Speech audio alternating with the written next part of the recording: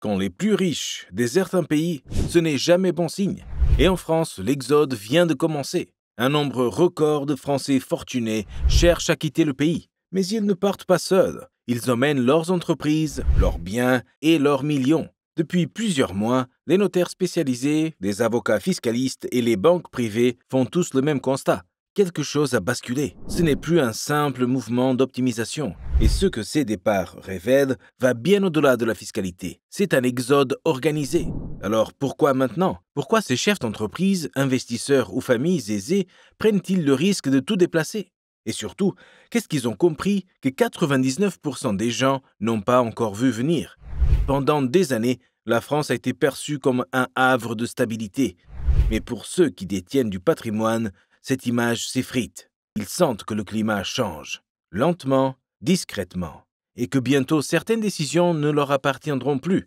Dans cette vidéo, on va voir ce qu'ils fuient réellement, ce qu'ils mettent en place pour ne pas se retrouver piégés et pourquoi leur stratégie n'a plus rien à voir avec un simple déménagement. Ce n'est pas une mode, c'est un signal d'alerte. Et ce signal, il a commencé à clignoter dès que les plus lucides ont compris une chose. La France ne garantit plus la sécurité du capital.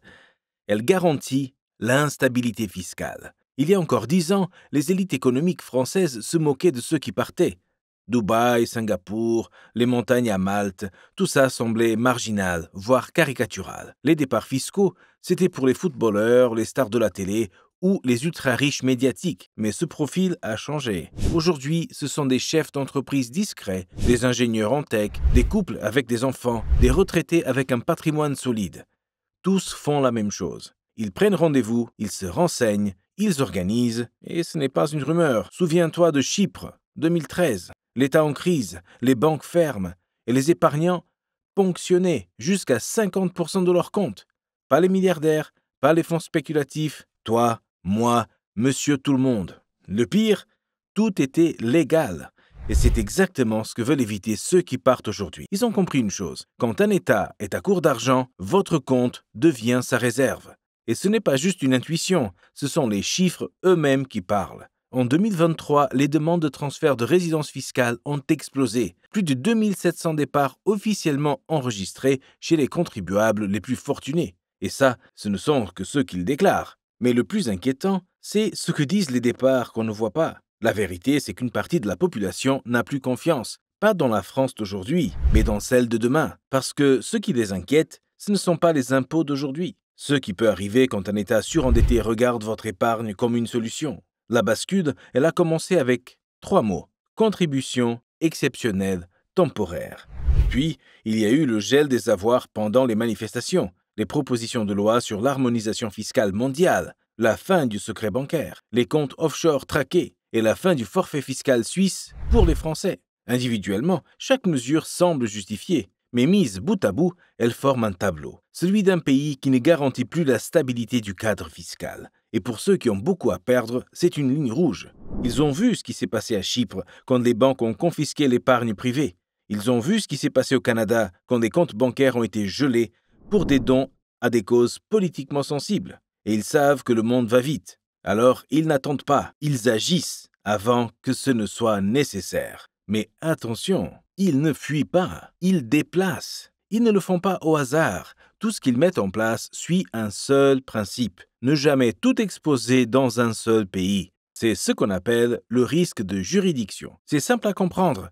Tu ne mets pas tout ton argent dans une seule action, même si elle cartonne. Tu diversifies. Pourquoi? Parce qu'aucune entreprise n'est à l'abri d'un crash. Eh bien, pour eux, un pays, c'est pareil. Et une banque, même logique.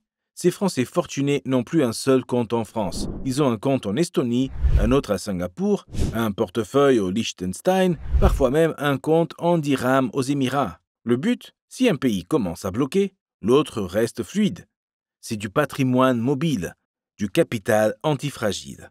Et ce principe, il l'applique à tout. Imagine, un matin, tu ouvres ton application bancaire. Compte bloqué, retrait impossible. Tu appelles ta banque. Désolé, monsieur. Consigne de la Banque de France. Tu paniques. Jean et Caroline, eux, ne paniquent pas. 42 ans.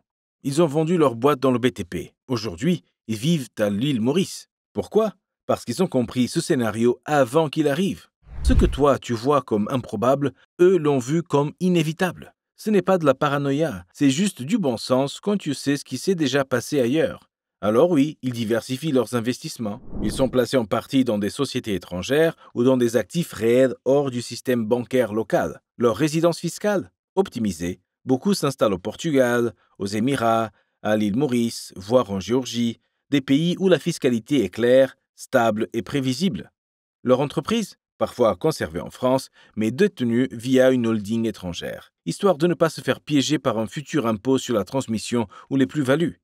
Mais surtout, ils diversifient eux-mêmes. Citoyenneté secondaire, permis de résidence dans plusieurs pays, certains vont jusqu'à acquérir une nouvelle nationalité par investissement pour ne jamais dépendre d'un seul passeport. Et non, ce ne sont pas des super riches à la Elon Musk, ce sont des entrepreneurs qui ont bien vendu, des familles qui veulent transmettre, des jeunes qui ont compris que le monde de demain ne ressemblera pas à celui de leurs parents. Et pendant que certains dénoncent l'évasion, eux parlent de prévention.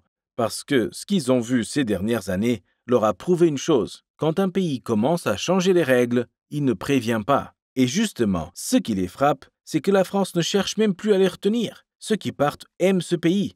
C'est ici qu'ils ont grandi, étudié, bossé, payé leurs impôts. C'est ici qu'ils ont monté leur boîte, embauché, innové. Mais à un moment, ils ont senti un glissement. Pas seulement fiscal, culturel, mental, idéologique. On ne les regarde plus comme des gens qui réussissent. On les regarde comme des suspects. Ils ont entendu les discours. Il faut faire payer les riches. Il n'est pas normal qu'un entrepreneur gagne autant. Une bonne fortune est une fortune redistribuée. Alors ils ont compris. Ils ne sont plus perçus comme une ressource pour le pays, mais comme une réserve à exploiter. Et ce n'est pas une question de droite ou de gauche. Ce sentiment traverse tous les gouvernements récents. Une forme de méfiance envers ceux qui créent, possèdent ou transmettent. Donc, ils n'ont plus envie de lutter, ils n'ont plus envie de justifier.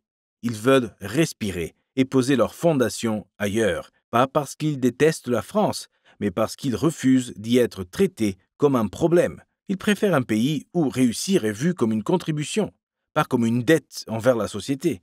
Et quand tu comprends ça, tu comprends que leur départ n'est que le début. Mais ce qu'il faut comprendre, c'est que leur départ n'est pas une réaction, c'est une stratégie. Ils ne partent pas sur un coup de tête, après un énième discours politique mal calibré. Ils préparent leur sortie des années à l'avance, avec méthode, avec conseil, avec précision. Parce que ce n'est pas juste une question d'impôt, c'est une assurance vie patrimoniale. Ils savent que les crises s'enchaînent, que les États sont de plus en plus endettés et que dans ce contexte, le patrimoine devient une cible facile. Alors, ils prennent les devants. Un pied dans plusieurs pays, des actifs répartis, une fiscalité plus lisible, un plan B, puis un plan C. Ils réfléchissent comme des investisseurs, pas comme des militants. Et surtout, ils se donnent le luxe de choisir. Choisir dans quel cadre ils veulent vivre, choisir où ils veulent transmettre, choisir comment ils veulent protéger ce qu'ils ont construit. Leur vrai objectif, ce n'est pas quitter la France, c'est ne plus dépendre d'elle. Et c'est là que tout change, parce qu'à partir de ce moment-là, ils ne sont plus captifs. Ils deviennent mobiles, invisibles, inarrêtables. Et si ceux qui ont des millions font tout ça, imagine ce que toi, tu peux mettre en place dès maintenant pour ne plus jamais dépendre de personne. Tu peux attendre que les règles changent, ou tu peux arrêter de jouer avec celles qu'ils ont écrites contre toi. Parce qu'au fond, fuir, ça ne suffit pas. Ce qu'il te faut, c'est un revenu que personne ne peut bloquer, un revenu qui ne dépend ni d'un État, ni d'un patron, juste de toi. Et si je te disais qu'il existe une méthode déjà utilisée par des centaines de Français pour générer 3 000 € par mois depuis n'importe où? Clique ici pour découvrir la vidéo de Neige Douma et fais enfin le premier pas vers une vie que personne ne pourra te reprendre.